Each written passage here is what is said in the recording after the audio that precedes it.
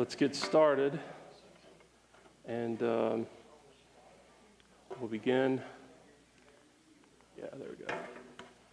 Before we start, let's just take a few prayer requests, and then we'll get into our lesson. So, what prayer requests do we have tonight? Turn your phone off, by the way. Anyone? Any prayer requests?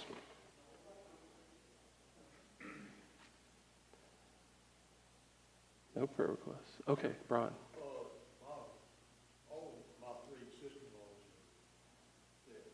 Okay. One of them, she's got COVID. Okay. Thomas, hospital in Charleston. And they're trying to still figure out where the lead is. Got another sister-in-law. She has shingles. She's sick also. Okay. So just pray for Sherry and Audrey and Trent. Okay. Okay. Anyone else? Prayer requests? Okay. Greg, could you pray for us, and then we'll start? Father, we thank you again for Stevie and each one of us here. Just help us, Father, as we listen to Ronnie, we learn and we maybe get a grasp of history and just be more knowledgeable, Father, about our faith. We thank you for Ronnie. We thank you that you help him to speak clearly and say those things that you have him to say that you want us to hear about. Prayer requests this evening, Father, those with the request that Brian just made. Father, sure we know that you know about that. You know my name. So we just want to lift them up and ask that you would touch, you would heal, Father, according to your purposes and according to your glory. And Father, we know that even though there maybe weren't many mentioned tonight, we all have prayer requests, Father. We have things in our lives. Sometimes maybe we think they're maybe too small to mention. Maybe that's the case. I don't know. But Father, thank you that we have the avenue of prayers to go to you. Father, we need your wisdom in all of our decisions. We need your protection. Father, you protect us daily and we carry out your will. We thank you for that. Thank you for this church. Father, the church that we believe is Bible believing and Bible preaching. We thank you for our pastor and his family and all of the teachers and the deacons and elders that we have here. And we just ask that you continue to watch over us and bless us. Pray that this would always be a place where your word is preached and Christ is given the glory and preeminence. We thank you so much, Father, for Jesus and the work he did at the cross. Father, we know that we have nothing that we can give, really, nothing that we can give, nothing that we can offer our salvation. Wholly dependent upon your grace, your love, your work. Thank you for that, Father. Help us to always remember that. We pray for each one of the classes that are ongoing this evening, that your Spirit would just be alive and active in each one of them. And again, that you would be taught and learned about, and that you would be glorified. Father, again, we just thank you for the church and each one's here tonight. Help us go forth and glorify you in any way that you would make available to us. We ask these things in Christ's name for us. Thanks, Greg. Well, I will say before we start, these classes are not designed to be super duper easy. We try to make them challenging at times, and we were talking as I came in. Greg asked me this question. I think he's okay with me repeating this. When did you first have a grasp of covenant theology and dispensationalism? And I remember when I was in college, Bible college, and I had to read this book by Reynolds Showers called There Really Is a Difference. And we had to compare and contrast dispensational theology and Reformed theology, covenant theology. And so I read this book, and I got to the end, and I got my piece. This is before, I guess we had word processors, but I usually wrote it out and then typed it later. And I was going to sit down there, and I had my paper, and I looked at the piece of paper, and I thought, I have no clue what I just read. I have no idea what this was. This was probably sophomore year of Bible college. And I said, I have no clue what covenant theology is. I couldn't articulate it in any way. I was familiar enough with the rapture, so I knew that the rapture meant dispensationalism. But as far as covenants go, I thought that it was about the Davidic covenant and the Abrahamic covenant. And, covenant theology is really not about those at all. And so I just remember sitting there, and I talked to my roommate about it. I said, you know what's going on here? And he goes, no, I don't know either. We're just sitting there, neither one of us know what's going on. So my point of saying that is this. These are harder things. If you're challenged, then you might have to do some research on your own or come to me and talk to me, and, we can sit down and look at it on a deeper level. But a lot of these things aren't meant to be super duper easy. It's meant to be a little more challenging for you guys, but we don't want to, pour it on super thick. But so don't be discouraged, if you come across a new idea or a thought that you're not familiar with. Just maybe try to do some research on your own and try to develop those new ideas, and maybe come to one of us and talk about it or whatever. But these are hard things. So tonight what we're going to talk about is the First Great Awakening, and this is really two events that took place, the First Great Awakening and the Second Great Awakening in America. And it's not one singular event. It's sort of a time of events that take place. And the time for this is the early 1700s is when this is going to begin. So the church is really in a weird state at this point, because America doesn't exist, as a nation that's revolted from its overlord. We're here. England has a presence here. There are a few major players in the religious landscape. So you still have Catholics, you have Protestants, and you have Anglicans. And out of the Protestant camp, you have Swiss Reformed Calvinists, and you have German Lutherans. And then there comes along a couple of different groups that start to rise out of the groups. You have one group that comes from Scotland that are primarily focused on keeping Orthodox traditions, but also having a group of elders that sort of govern the believers, and they became known as the Presbyteros, or the Presbyterians. And then you have another group that rises out of the Presbyterians that don't think you should baptize babies, and those become known as the Baptists. And so you have the beginnings of different denominational groups that are starting to rise up. Nothing like we have today. How many denominations do you think there are in America today? Anybody want to guess? 85,000? 85? No, how many do you think, Greg? 3 denominations in America? Okay. Anybody else? What do you think, Dave? 3,000?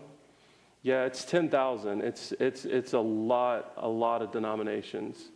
And obviously we're counting all denominations. We're counting everybody. That's a super high number. If you were Orthodox denominations, probably half of that or less. But we know they're probably counting almost everyone in that number. So, but living in the South, you probably are familiar with passing church after church after church after church with different names and different denominations. And so there are lots and lots of groups. But at this time, there wasn't as many groups. And you couldn't really get away with it. There was much more of a desire to be orthodox. You couldn't preach things that were heretical at this point. They would still kill you or burn you, So you were hard pressed to get away from orthodoxy too much. But there was an allowance for that. And we see that with like Roger Williams. We talked about this last week, where Roger Williams goes into Massachusetts Bay Colony. He starts preaching and teaching. They don't like it. So then he just moves to Providence, Rhode Island, buys his own land, and then starts a colony there and starts preaching and teaching, what he deems to be correct. So out of this, there comes this real kind of interesting moment in history where the Protestant Reformation is the greatest thing that ever happened, and the Protestant Reformation is the worst thing that ever happened, because now you have a group of people that are able to move away from the cities. They're able to move away from Boston, Massachusetts. They're able to move away from Jamestown and where sort of the Orthodox areas are. They're able to move away into the West where there's nobody but Indians. They're able to set up, sort of their own church, and they're able to preach and teach things that haven't really been kept in check. So what do you think happens when people are just kind of allowed to preach and teach whatever they want? Well, it's Bubba in the basement, right? It's Bubba in the basement that comes up with this weird theology, and he's got the charts to prove it, and it's based on the stars and, and all of these sort of miraculous things. So when Bubba gets, out of the basement and he's going out into the West to be able to teach and preach things that no one has really kept in check, you start to see a couple of different things, a rise in heresies, a rise in different people groups. And so during the Great Awakening, you have a couple of these things take place. People are starting to move west. They're moving out of the urban areas. There is there's a good reason to move west. There's a chance to take land. There's the potential of getting gold. And, there's the chance to raise cattle and have all of these economic opportunities. But at the same time, where are the churches? Well, this also brings up a really interesting point. Previous to this, the way that churches, there was a real confusion about how you got pastors at this point. If we needed a new pastor, then we would probably create a council or something. We would somehow send out the message that we would like to take on some guys and come in and maybe have them come in for a couple weeks and preach. This is a very typical way that most churches would do it. If there was someone in the congregation that we would want to maybe promote to the pastoral position, maybe we'd do that. But that's a very easy way to do it. But at this point in history, that it wasn't quite that easy. Normally, what they would have to do is go to the main church, so potentially go to the head Roman church or to the head Anglican church, and then speak with the cardinal or bishop or whoever's ruling over that area, and say, we need a pastor, we need someone to come help us. And so then they would elect someone to go and to preach in that position. And the congregation really had no say over it. But now you have churches that are in the New World. They set up this Anglican church, let's say, and we now have to send word back to England that we need a pastor. So how long does that take? Well, it takes weeks. And then they have to send a message back to us. Well, that takes weeks. And they say, oh, okay, we're going to try to find someone for you. And then people realized, and we said this before, at this point in history, only about 8 out of 10 ships made it. So you're taking an 80% chance on your life just going back and forth to try to get a pastor there. So this raised concerns for a lot of people. And what it did was it left a lot of churches without pastors. It left churches with, and then if you started a church, and let's say you're just Protestant, you want to start this new church, then, getting a new pastor was even harder, because who's the head church of the Protestant church? Well, there is no head church. So where do you get the pastor from? Well, I don't know. I guess we've got to get Bubba in the basement. I mean, he's the only one that says anything. So what it did, it caused a lot of problems because they didn't really know how to do it. They didn't know, what are we supposed to do here? We got this new Protestant church. We've got Swiss Reformed Calvinists. Who is supposed to be the preacher now when we establish this new church? And sometimes it worked okay, and other times it didn't work okay. So the church, in a lot of ways, was in this weird flux where we're moving west. Churches are being established, And yet there's not really an answer as to how are we supposed to fill the pulpits with these guys. And so out of this comes the First Great Awakening. So let's just talk real quickly about three things: the timing of the First Great Awakening, the background, so what's happening, and then the people that surround the First Great Awakening. And there's really only two that I'm going to talk about tonight up until next week. So the first thing is the time. So this is 1730 to 1770. I try to make it as round of a number as possible. But during this 40-year time period, this is typically the time that is known as the Great Awakening, or the First Great Awakening. So from 1517, which is the Protestant Reformation, till all the way up until 1730, you had a movement away from the Catholic Church toward Protestantism. You had the founding of the Anglican Church. You have now a couple of different people groups. You have the Reformed Baptists, the Presbyterians, you have the Swiss Reformed, and you have the German Lutheran groups. And so you have some groups that are going, sort of going back and forth. You have a few more that have raised up during this time period, but still there is a lot of question about, who we are as a nation and what we're supposed to be doing. 1730 is obviously before the revolution, before we become Americans. Now, is America established? I mean, there's an argument that, America was sort of, established, and we were, sort of in its infancy even at this point. But there really was a question of who are we and what are we supposed to be doing? We previously had been English, but now it's kind of a neat time period, because now you have people that are being born in the New World, and now they're starting to become adults. So do they see them? So if you came to the New World in 1600 and you lived here for 50 years, but you were born in Gloucester, England, there's a strong chance that you might still feel English, because that's where you're born, that's where your family is, that's where you have good memories of. So in 1650, or even further along, in the early 1700s, you might feel like I'm an Englishman that's here in this new world. But now that Englishman has had a child, maybe even that child has had a child, and they've only grew up here in New England, and they grew up in Massachusetts, they grew up in Boston. And so do they feel like they're English? Probably not. They're starting to feel like, I'm an American. This is where I was born, this is where I was raised, we've lived here, I've never been to the other world, this is who I am. And so what that did was it started to have sort of this pre-revolutionary movement that took place, where now you not only have people that have been born here, but you also have theologians that have been born here. Guys like Jonathan Edwards. People that are not just moving here and becoming theologians, but people that were actually born here. And so this time period, 1730 to 1770, is really what I would consider a transition, not only in America, but also in the church. The church is sort of transitioning out of the old world, and now we're fully established. We have children, and we have children's children here in the new world, and so we're sort of setting ourselves up as Americans at this point. Any questions about that? Was there a mention of 1517? Yeah, 1517 is the Diet of Worms, so that's typically when people, that's when I've always said that was the beginning of the Protestant Reformation.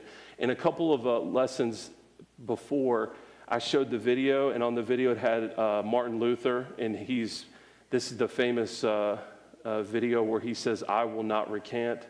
They want him to throw all his books into the fire and say that he recants the things that he wrote, and he says, "I will not recant." There was kind of a mixing of two events that took place there in the video, but essentially that's when the Protestant Reformation sort of took off. And 1517 actually is when I think he nailed the 95 Thesis on the doors of Wittenberg. So there were two events that but 1517 is a good number to say for the Protestant Reformation. Any other questions? Go ahead, Greg. Yeah, and then out of Protestant, so remember this is how we talked about it before. The Catholics had almost no change. They didn't have very many splits. They didn't have anything like that. The Catholics, if you think of it this way, the Catholics that were there, that came to the New World, were still Catholic in the same way-ish as they were when they came here. The Anglicans, kind of. It was a little more movement. You had some Puritan, sort of things that were rising up, but for the most part, they're still very similar. The Protestants definitely had the most splintering into different groups. The two biggest groups were the Swiss Reformed Calvinists and the German Pietist Lutherans, and they sort of like rose out of that. So this is the part of the Protestants go, this is American history. Yeah, this would be American history. Catholics were still then tied to Rome. Sure, yeah. So this is American history for the Protestants. Right, and to go back to my previous point, this is actually one of the reasons why Protestantism took off and flourished, and Catholicism didn't flourish as much because they had to call back to Rome to get priests, and they couldn't do it. I mean, it just took a really long time, as I've already described. Whereas the Protestant churches, as we'll talk about in just a second, they figured out sort of makeshift ways to do things. And one of the ways, and I'll just give you a spoiler alert, one of the ways they did it was with circuit riders. I mean, I'm sure you guys have heard of circuit riders before. In fact, you may have grown up in a town that had a circuit rider. It was still popular in the, up until, I mean, I guess you don't hear about it today, but when I was younger, I heard about pastors that would circuit ride. They would go to 10 or 15 different churches in a circuit and preach at all of those churches. And those individual churches wouldn't have a pastor. They would have a congregation with maybe someone who oversaw them when he wasn't there, but he would go from church to church to church, and he would do a circuit ride. So it was mostly with Methodists. So my point is, they figured out a way to do it. The Catholics, they struggled because they felt you had to call back to Rome and figure it out. You had to get someone from Rome. They had to get involved, whereas the Protestants were like, we don't really have a Rome. We don't have someone that's overseeing us. We're kind of overseeing ourselves. And so we can just hire one guy, and that guy can go from congregation to congregation. And sometimes those congregations wouldn't meet unless he was going to be there. And then other times the congregations would meet every week and sing and pray, but they wouldn't have someone that preached until that guy came back around. When I was in high school, there weren't circuit riders that I know of, but the Methodist Church, though, moved their pastors seemed like every 3 years or something. Sure. They still do that? Yeah, they still do. And we have we don't do it as much as we used to, but there still is, in the very conservative camps of fundamentalism, there are still what they call evangelists that go around from church to church and preach. This is a kickback to the circuit riding of this time period, where the churches, a group of churches, just realized, hey, we don't have the ability to every single church here, we don't have enough people or men to preach, so let's just hire one guy. Or, they didn't really hire him. He would go into town, they would provide a place for him to live, they would give him some food, and then he would preach for the Sunday or maybe a week or whatever it was, and then move on to the next town. And so they would provide for that one guy, and he would just do a circuit riding around. In fact, there's a funny story. I have to kind of get it right in my head, but there's a funny story, and I got to remember who the guy was. I'm thinking it was John Wesley, who came from England. And, John Wesley is heavily tied with the Methodist movement. And forgive me if this is the wrong guy, but I'm pretty sure it was John Wesley. He comes to the New World, and he decides he's going to do some circuit riding. He's going to preach at 2 or 3 or 4 different churches.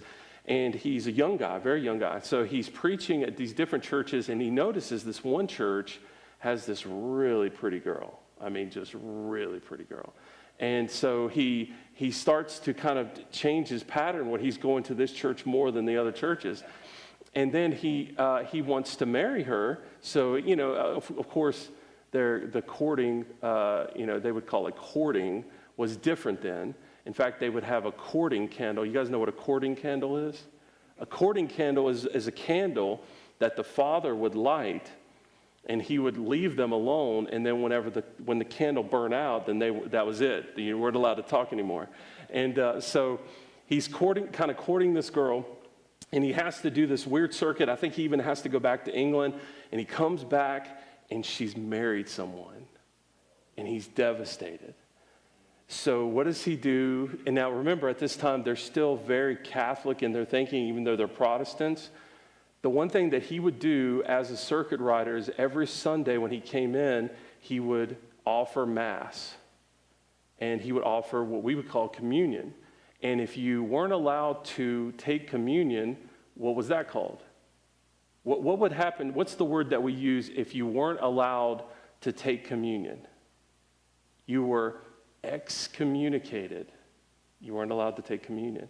So him and his wife, her husband comes up to take communion, and he excommunicates them, doesn't allow them to take communion. It's a true story. They ran him out of town, and he wasn't allowed to come back. So that was the time period where if you had a guy who was known to be a good preacher or speaker, then he might go from town to town and preach in a circuit just because there wasn't enough people. But the Protestant church was able to figure it out and make provisions for this. So the Protestant church started to flourish, whereas the Catholic church really couldn't figure it out. Now, the Anglican church started to make exceptions for this. So they started to allow pastors and priests to be dedicated in America. And so that's what they did to adjust to this. But the Protestant church definitely flourished more than others. So the second thing is, so that's the time period. It's pre-revolution. We've sort of come out. So you probably have, if you were in 1730 and you went to a church, you would almost have no one who came here originally anymore. I mean, because the earliest would have been, probably late 1500s, early 1600s, and at this point, all those people are dead. But you probably would have sons and grandchildren, children and grandchildren of the original people that were here. But we haven't gotten to the place yet where people are ready to fight England and say, we're gonna take this land for ourselves. We haven't gotten quite to that point yet, even though it's like a snowball. It's there, it's starting to roll, but it's not quite big enough yet. So that's sort of the time period that we're in. Number two is the background, and there's a couple things that I want to talk about, and I've talked about some of this in my up to this point. But the first thing is that the church really starts to be in chaos. Now, I don't know. I didn't really want to use the word chaos because chaos seems to indicate that it was all over the place, and it wasn't quite that as much as there wasn't a strong sort of guiding force that was helping everybody and saying, this is the way we should go, and this is what we should do. The church was really in a position where we've left England, we're here in America, we think we're starting to figure out the pastor thing, but there's, as far as theology and those sort of things, I mean, we really are, we put together a few different ones. We have the Westminster Confession of Faith, we have the Second London, and we're starting to develop those, but we really haven't gotten a clear understanding of how we're supposed to go forward at this point. And what you had, and this is really kind of a neat time in history, because what you had previous to this was you had people that were just like this in church buildings. But out of the Great Awakening, what you started to see was less. So when you're in a church building, the emphasis is really on the sort of the liturgy, the people, or not the people, the pastor, and sort of the presentation. It's very meticulous, and it's very orderly in that sort of way. But out of the Great Awakening, what you had, and this is a picture of George Whitefield preaching, and George Whitefield is the guy we're going to talk about in a minute, but they said that his voice boomed through the mountain peaks. So he would just go, and they would create a makeshift platform, and he would stand on this platform, And he would preach to people, and people could sort of come and go as they pleased. So, there's a sort of a different feel to that when you're outside and people and kids are running around. I mean, could you imagine in the 1600s in a Catholic church and kids are running around? They're not allowed to. Most of the time, they're not even allowed in the service. And now in the New World, there's less of an emphasis on the liturgy, and there's really more of an emphasis on sort of congregating. So it's less of an emphasis on the priest with his garbs and his robes, and everyone sort of comes up and we're doing the Eucharist, and there's sort of this music, everything's in Latin, no one can understand it. Till now, guys like George Whitefield are preaching in English with an English Bible, and people are just kind of, I don't want to go too far because I don't know exactly how the order of it was, but you can see kind of from this picture, people are kind of allowed to come and go. Children are there. Peasants are there. Everyone can understand what's being read and what's being taught. This is a real shift away from old school Catholicism to this new sort of thing that's happening. And what it did was it created sort of this chaotic position for the church where we don't really know if this is right or not. We don't really know if this is how it's supposed to be, but we're going to sort of experiment here and go forward with this. So what you saw out of this when the church started to be in sort of this chaotic position, we're now outside, there's circuit riders, there's not as much theology, and so we're still trying to figure it out. The church really was looking for something to grab a hold of and say, this is it. This is where we're going. The second thing that happened was there was a huge boom in economic growth because of the New World. So why was there so much economic growth in the New World? What's something, when you think of the New World being, because people came here for the money. Most of the people did. For the chance to have land and to create a new life. So what are some of the ways that you could make money in the New World? What do you think? Some of them not so great. And illegal today. About what was the time? 1700, early 1700s. What do you think? You come into the New World, put you on a ship right now, you're going to the New World. How are you going to make money in the New World? Because people were making tons of money. How were they doing? Pennsylvania basically has free land, and you can choose what you want to do with that land. Okay. Okay. Also got South people grow sugar, so you can export the sugar, molasses after product of that. Okay. They ship that to like England, and they distill it into rum, and they ship that to Africa or Yeah. Europe, and they got all this trade going on Okay. based on Let's focus on the first one you talked about, which is land. There's a lot of land. If have you ever seen the picture where they take Texas and they put it over Europe, and it covers, and the state of Texas is as big as almost all of Europe? There's a lot of land, and it's open. The only thing you have to do is figure out the Indians. That's the big puzzle. You got to figure out how to not get killed from the Indians. But if you get out there, you put your fence up, and you could have 200, 300, 400 acres of land, no problem. You start raising cattle, tobacco, whatever. So that was definitely a big part of it. What else? What else could you do? Chris hit on it a little bit. What else could you do? There was a lot of trade. That was the big deal. It was a huge deal. Again, this goes back to risk and reward, but if you had the ability, so you had a ship and you had the guts, you could literally land in Massachusetts Bay Colony, grab tobacco, ship it all the way back to England and make a ton of money. People didn't, not everybody wanted to do that because it was super dangerous. As time goes along, people get better. There's routes that come up. But really, one of the big things that rises out of this is the ability to trade. So now there's a lot of things, like tobacco. There's a lot of things that are indigenous to the United States that they didn't have in other countries, and they were willing to pay a lot of money for it. Furs were a big deal. Tobacco was a big deal. Alcohol was a big deal. All of the things, we love. Just kidding.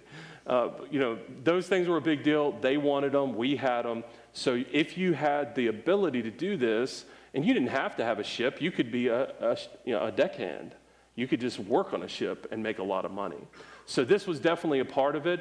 The other thing that people made a lot of money with was doing trade routes with the Indians. Again, you're seeing kind of a pattern. This is dangerous, but if you're willing to do it, you could make a lot of money, and there was a lot of people that made a lot of money. What else? How else can you make money in the New World? This one is illegal now, and we deem it to be very bad. Wonder what it was in the Indians, talk about the Indians, their makeup, they like fire water better than we do. I don't know. I don't know. Yeah.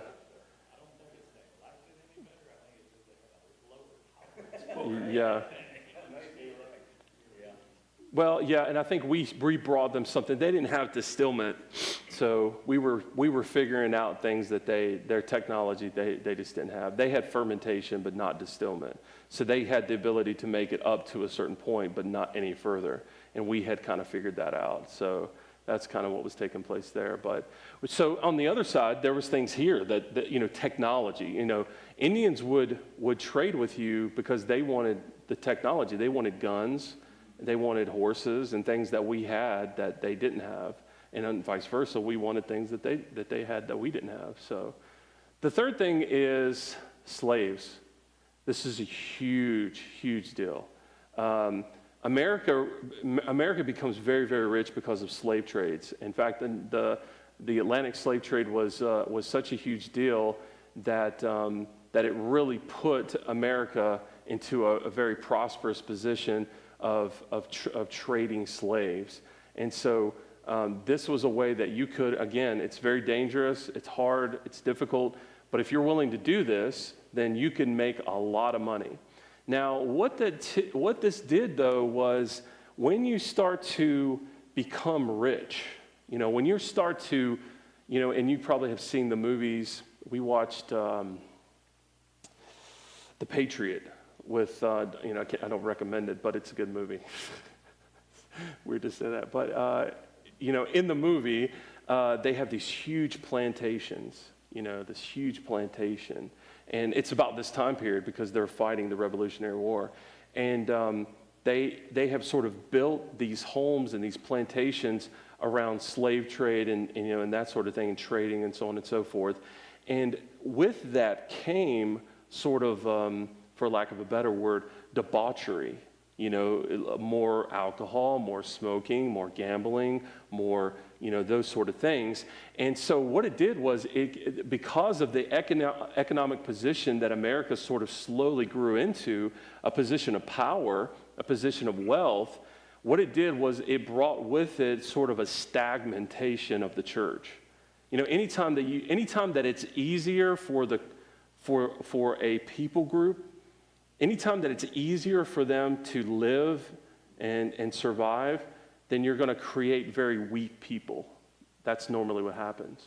And so in America, as it became easier to live and people became wealthier and wealthier, what it did was it created a sort of a stagnating of the church, and the church began to sort of lose focus and sort of gain this, not gain, but lose its position in the economic world or the religious world. And so out of this, that's kind of the time period that we have for the Great Awakening. So when guys like Whitefield and Jonathan Edwards rise up, they basically are saying, you guys need to wake up. In fact, that was sort of the first thing they began to say was, wake up, America, and that's where the term the Great Awakening comes from. Everyone needs to wake up. You've grown too. In fact, there was, if you go back and read some of George Whitefield's, transcripts of his sermons, he would often say to people, we've become fat and lazy, as Americans, because we have gained so much. And I would say, that's very true, I think, of us today. The church, it's so easy to be a Christian. It's so easy to have church in America today that we probably are in a very similar position, that we need another great awakening to wake up. We've grown fat and lazy because of that. So out of this, you have two people that rise up. Any questions about the context? Any questions about that? So the time is 1730 to 1770. The context is pre-revolution.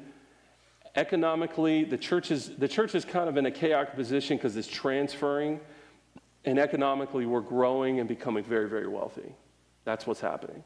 The third thing is the people, and there's two people that are important in this particular context. The first one is George Whitefield, and the second one is Jonathan Edwards. So, and George Whitefield and Jonathan Edwards are basically night and day. They're two different types of people that I think are needed at sort of the same time. George Whitefield is from England, and Jonathan Edwards is from here. And they essentially are preaching the same thing that America needs to wake up, but they really are preaching it in two different ways. And they knew of each other. George Whitefield is a guy that comes from, he always has this cross-eyed look. I think he was cross-eyed. I'm pretty sure he was. But he had this sort of cross-eyed look in every single picture that you find of him. But he's 1714 to 1770. So he's in the old world. He's in England. He comes to the new world. He meets Jonathan Edwards, and they have a very similar idea, which is that we should start preaching to the masses. So we need to go into towns. We need to sort of rile people up and say, tomorrow night, everybody come out to town square, and George Whitefield is going to preach to everybody. And that's what they would do. So they would say, okay, George Whitefield is in town. They would build a little podium for him outside, and then he would preach for, hours and hours. And so they had a very similar idea of kind of what to do.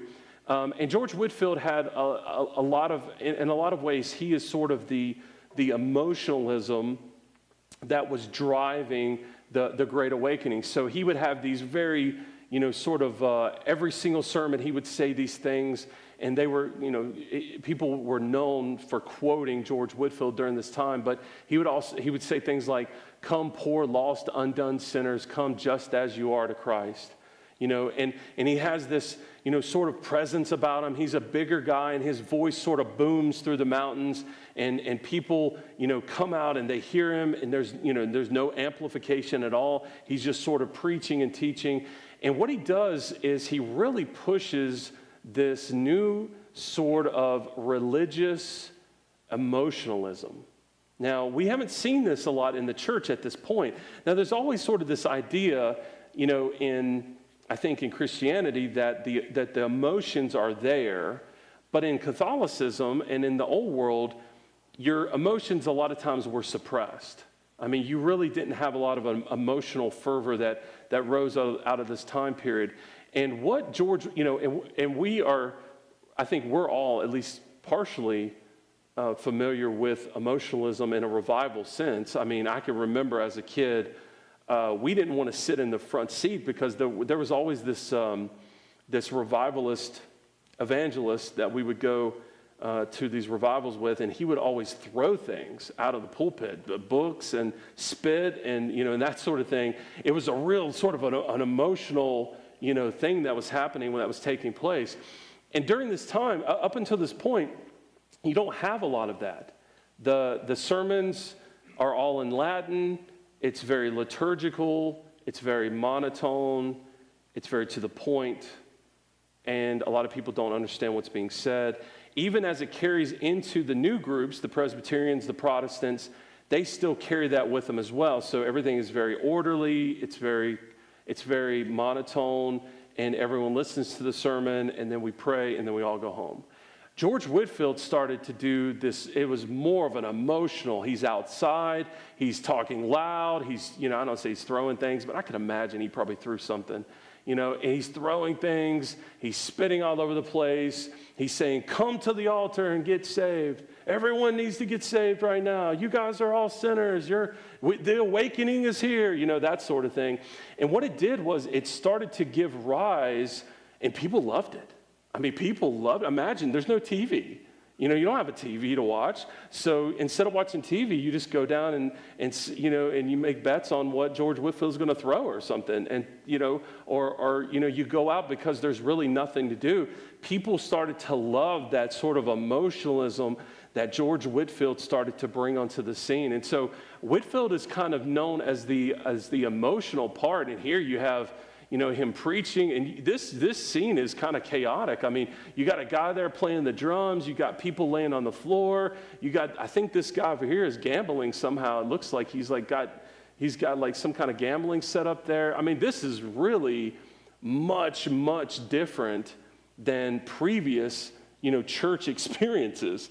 So what happens is, this, at least on some level, starts to bring in this idea that we need emotions. We need to sort of turn up the emotions in the church and start to allow people to be more emotional. Now, what do we think about that today? Is that a good thing or a bad thing?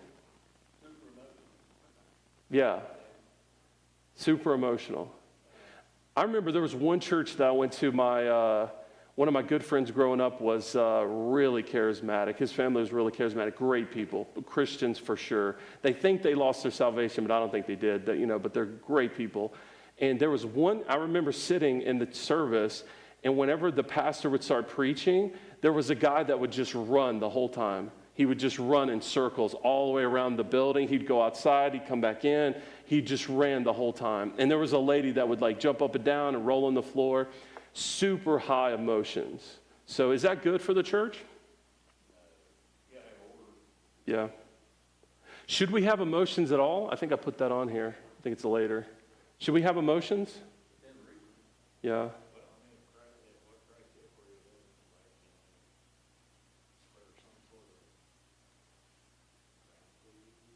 Sure. Yeah. Okay. Well, there is emotion. I mean,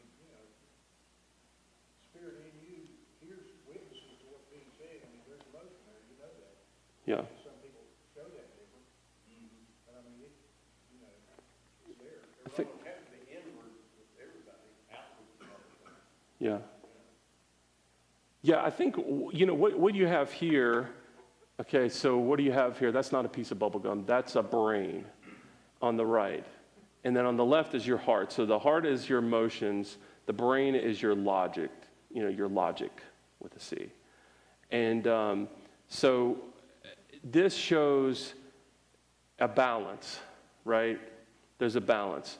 And those things can get out. Listen, so on one side, and I'm going to quit here because I don't think we have time to talk about Jonathan Oates, so this will be it. On the one side, what happens if your logic and your brain is out of balance? So it's more about logic and reasoning and that sort of thing. What does that look like in the church? What does that look like? Okay, more quiet, somber. What else? Okay, dead orthodoxy, right? So there's probably a lot of theology, but there's not really, and in fact, there's probably not a lot of leg work. It's a lot of head work, So you're working through theology, but one of the things you find out, and that's why I think I love missionaries. It's easy to write. It's not easy. It's easy for people to write theology and stay in their towers. But when you have to go down and mingle with the people, I think that's why missionaries are so great, because they have to take theology and they have to disperse it to the people. I mean, that's hard to do. And they have to do it in very unique ways. It's easy for sort of theologians to sit up in their towers and say, well, you can't do this, and you got to do this, and you can't do this. But when you're down on the ground level and your feet are working, that's difficult. So on the one side, if the heart side of it, or the head side of it, the brain side of it is too heavy, then it's going to become, like Chris said, it's going to become sort of dead orthodoxy. You're going to know some stuff, but it's your emotion is really what spurs you to do things, you know? Do you think it's do you think it's brain or emotion that makes a person dive on a grenade and save his platoon? You think he's thinking about that? Probably not thinking through it all the way. It's pretty highly emotional, right? But what happens? His emotions has, I got to save him. You know, what do you think it is when a mom jumps in front of a car to save her child? Is she thinking about what to do, or is she just doing it? It's emotion, right? She's just doing it. So the emotion puts you in action. Now, on the other side, what happens when the heart is too heavy and the brain is not? So the brain is kind of gone and it's all emotions. Then what does it look like? What does it look like in a church?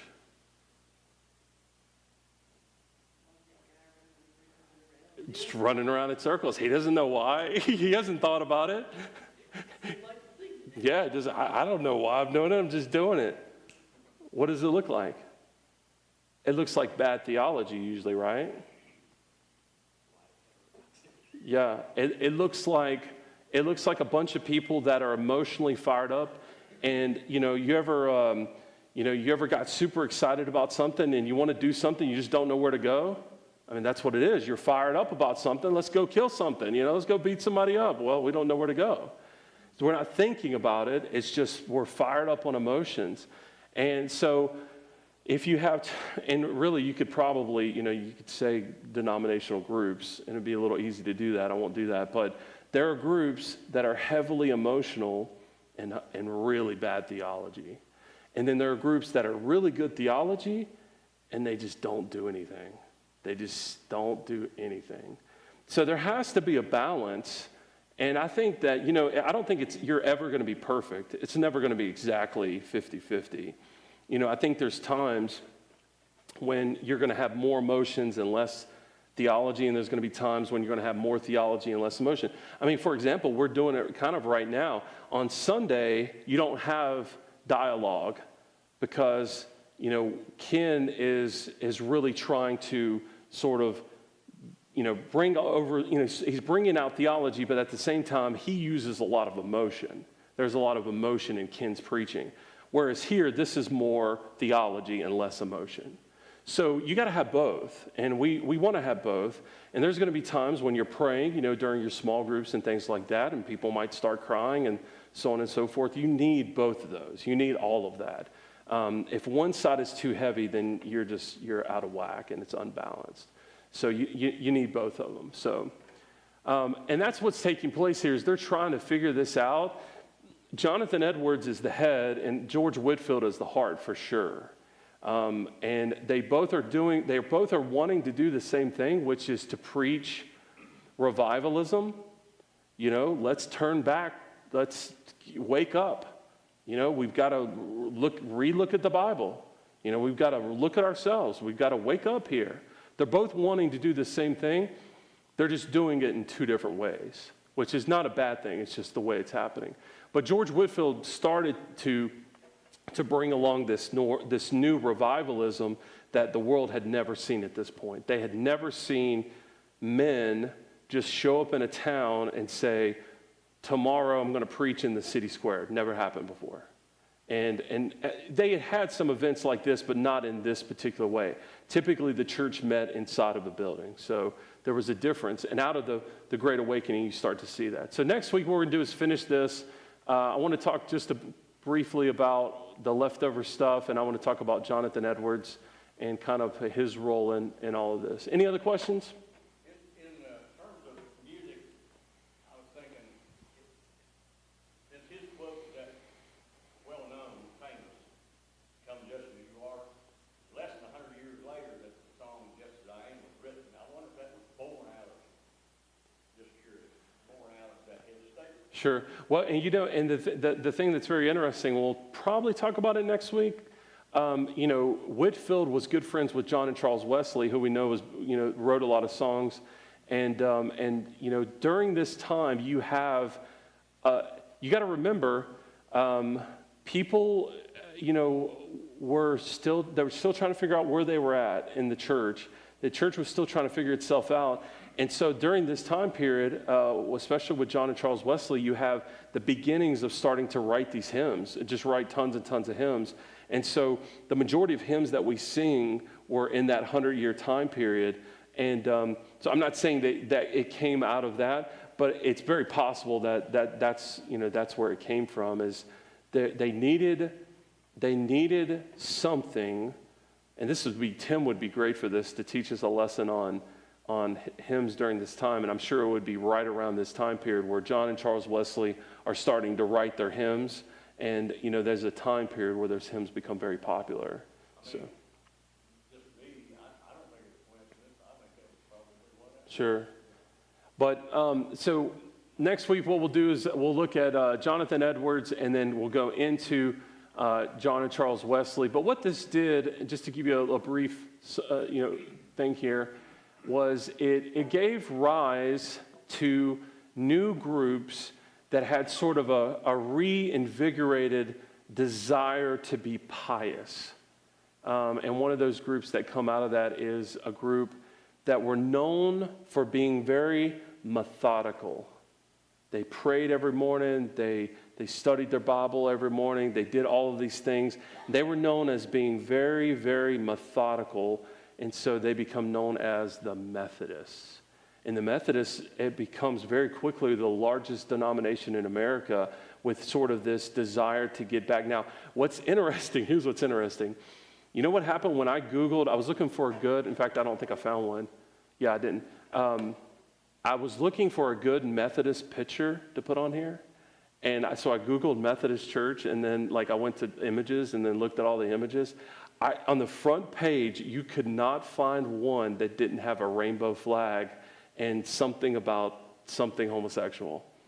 The whole front page was just pastors with rainbow flags and so on and so forth. And so, this group became known as the group to go back to piety to Christ, and now they're sort of known as a joke in Orthodox Christianity, the group that has probably become one of the most liberal groups of all the denominations that exist today. So we'll talk about that more next week. So any other questions, comments?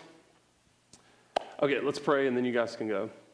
Lord, again, thank you so much for giving us this time to be together. We're grateful to study your word and to study history, to look at denominations and the history of the church. And we just are so grateful that you have guided us in that way. And we just ask that you would just help us to know how to go forward from here, to learn from history. And we do ask that you would protect this church and keep it safe as we move forward. Help us to know how to be discerning and wise in all the things we do. Again, we love you for all that you've done for us. Help us to be salt and light as we go out into the world this week. Help us to take the gospel with us on our feet, carrying the good news wherever we go to our family and friends. We ask that you would just help us to know how to do that in Jesus' name. Amen. Thank you, guys.